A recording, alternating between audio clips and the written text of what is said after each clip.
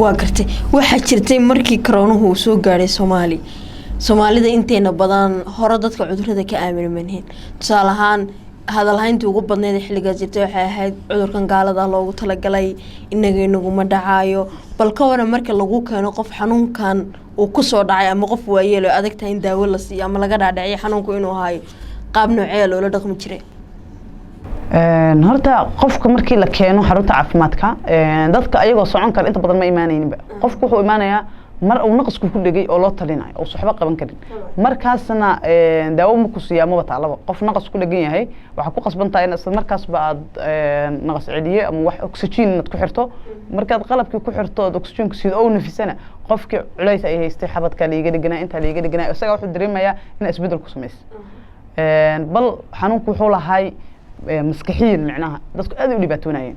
macnaha cabsida ku jirta ayaa waxa isleedahay dadka qaar waxay keenaysaa inay si degdeg ah ay halis ugu sii galaan xanuunka mostly-na waxa dadka ku leenayay dadka waxay u badnaayeen niyad ahaan u dhimanaya markooba corona ama waa laga helay la yiraahdo qofka waxa laga yaabaa inuu aamino maalinkaas inuu dhimanayo laakiin qof waqtigiisu dhamaado un baa dhinta waxa jiray oo kamid ahay dadka daaweynayay nin senator ahay 2 months ayuu noo jiifay macnaha oo marmarka qaar la dhahay qofkan ka samar waa haddana kama dambeeyay ka baxay macnaha sidaas la mid ah dad badan oo ka bogsado way jireen dad badan oo dhintana way jireen ma jiraan waxyaabo inta badan bulshadeenu aysan ku baraarugsanayn haddana abuurayeen cudurku degdeg uu fido ama inta badan ba saameyn kala duwan uu geysto sababtoo ah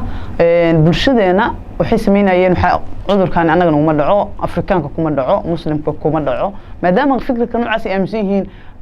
masaafada ma aaminsaneen 2 mitir isku jirsadaan sidoo kale meelaha bulshada isugu imaayeen in laga yiraahdo ma aaminsaneen sidaas mask inay xirtaan oo afdabool ay saartaan ma aaminsaneen maadaama waxaas dhan ay adag ku ahayd jaaniska ay cudur ku qaadi karaan waa iska fududay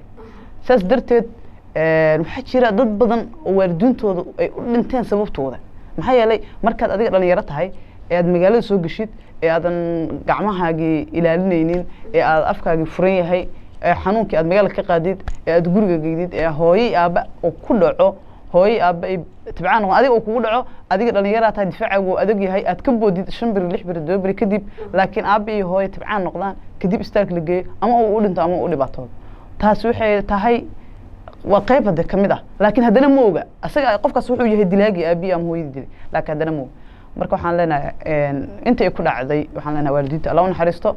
inta ay ku dhacday ee waalidiintooda taxanuunsatay ka bogsadayna